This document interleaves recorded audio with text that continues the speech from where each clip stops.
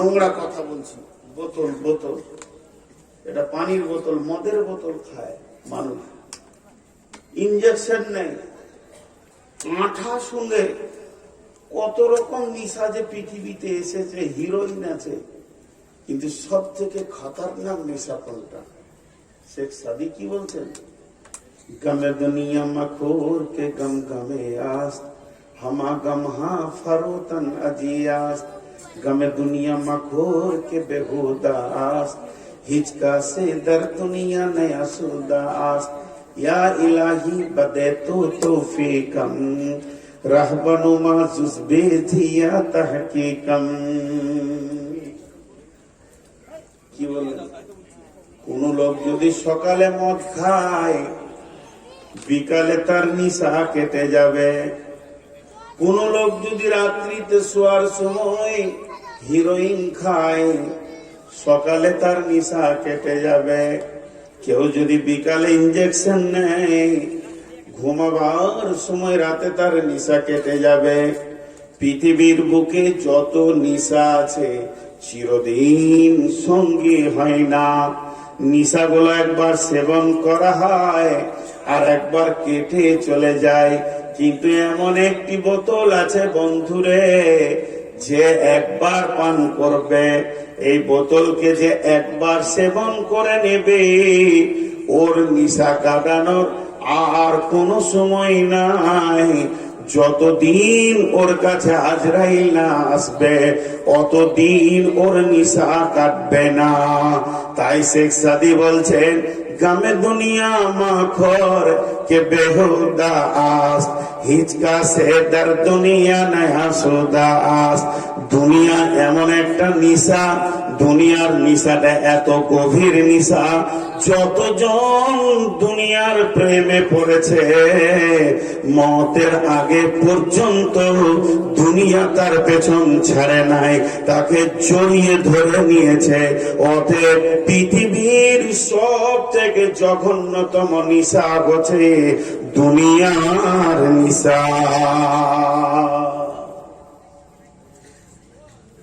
দুনিয়া একটা ভয়ানক। এই তোর মোবাইলের লাইট বন্ধ কর, এটা একটা ভয়ানক নিশা। এই নিশাটা কে খায়? শুধু মাতালে লাই, হাজি গাজী মৌলভী মৌলানা মুফতি মুহাদ্দিস সবাই খায়। ওই নিশাতে আমিও জড়িত। আর দুনিয়ার নিশা জীবনে কাটবে না। একটা উদাহরণ দিলে বুঝি আপনাদের সামনে। উদাহরণটা মন দিয়ে শুনবেন। সাপের সঙ্গে ব্যাঙের বন্ধুত্ব হয়েছে, জীবনে হয় না, গল্পে হয়। তো সাপ ব্যাঙকে বলছে, ভাই তোমার অভ্যাস খুব খারাপ, তোমার অভ্যাস খুব খারাপ, তুমি লাফাইলি পেচ্ছাপ করো, এত নোংরা স্বভাবের মানুষের সঙ্গে আমার বন্ধুত্ব হয়ে গেছে। তখন ব্যাঙ উত্তরে সাপকে বলছে, তুই জীবনে সোজা চলেছিস? তোর চলনই তো ব্যাপার। তোর জীবনে কোনোদিন সোজা চলেছিস? তোর চলনটাই বেকার। হয়ে গেল দুইজন কথোপকথন করছে, কেঁচড় মেচড় কেঁচড় মেচড় করছে একটা ঝোপে। আর ওখানে ছিল রাখালরা লাঠি নিয়ে, ঝোপে যেই মেরেছে আর ব্যাংকটা দুপ করে যে পানিতে পড়েছে, কিন্তু সাপ তো আর পালাতে পারছে না। ওকে পালিশ শুরু হয়ে গেল, মারতে মারতে মারতে মারতে ওকে মেরেই দিলে। শেষকালে ওর নেজে একটা দড়ি বেঁধে বাবলা গাছে ঝুলিয়ে দিয়ে রাখালরা গরু নিয়ে বাড়ি চলে গেছে। ব্যাংক তো পানি থেকে শুনছিল যে সাপের অবস্থা কি চলছে। এখন দেখা করতে এসছে যে বন্ধু কেমন আছে, তো দেখছে একদম তীর সোজা। তখন ব্যাংক বলছে, বন্ধু সোজা হলি তো মরি হলি, জীবনে যতক্ষণ তো নিঃশ্বাস ছিল সোজা হলি না। তার থেকেও নোংরা এই মুসলমান আমরা, এই জাতি, এই মানব জাতিটা তার থেকে নোংরা। যতক্ষণ না মরবে এ সোজা হবে না।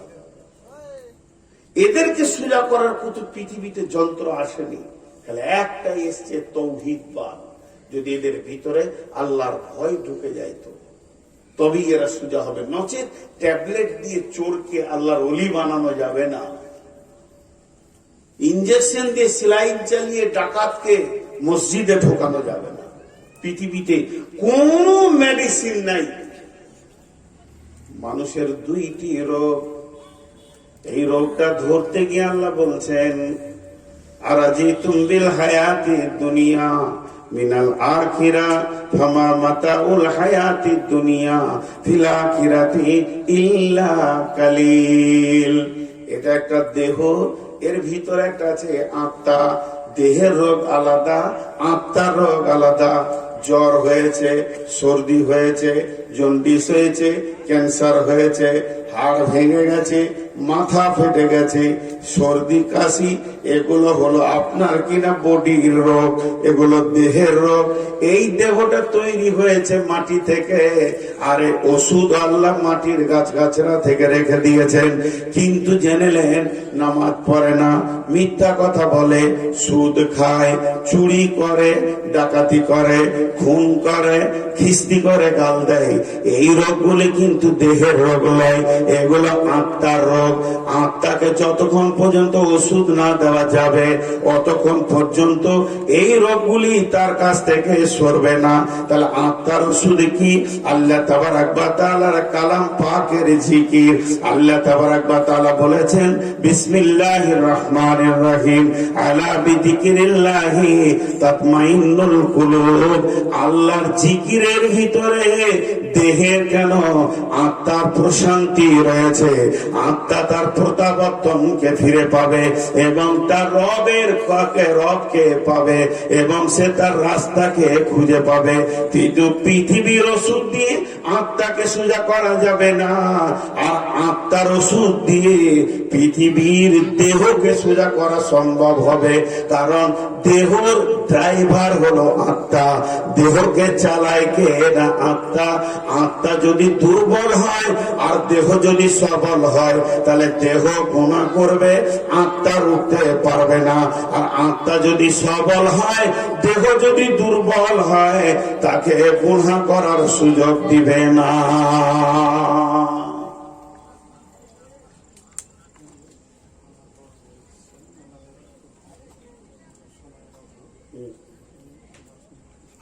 আমি তো ওটি ছেড়ে দিচ্ছি, আর এক বছর পাগলা পেয়েছে, মেন্টাল রুগী পেয়েছে না, কোরআনের তফসির করতে তোমার দেবদের ছাড়বো।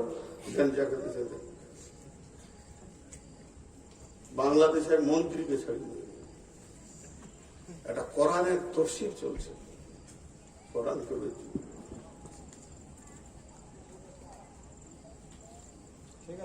দেন,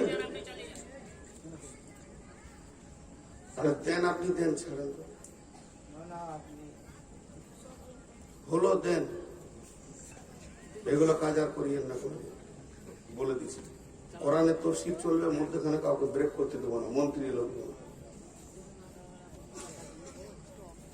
আজকে দেন, মেহমান ছাড়েন।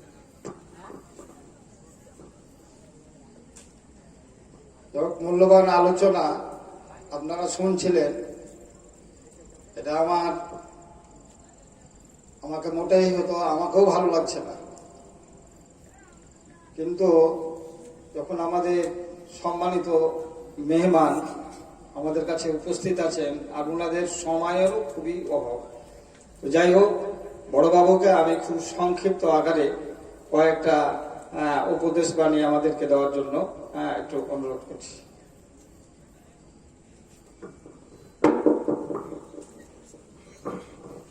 নমস্কার। যাই হোক, আমি দুঃখ প্রকাশ করছি, আমি এমন টাইমে এসেছি যে এটা আমার দুর্ভাগ্য।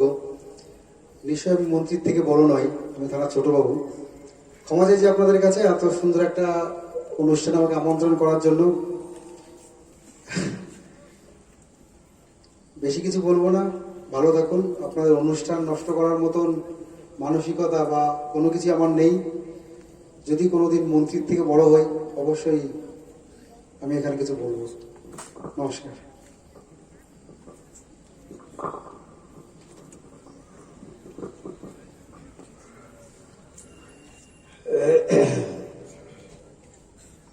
তো আমি আপনাদের সামনে যে কথা বলছিলাম, রোগ দুটা, একটা দেহের রোগ, একটা আত্মার রোগ।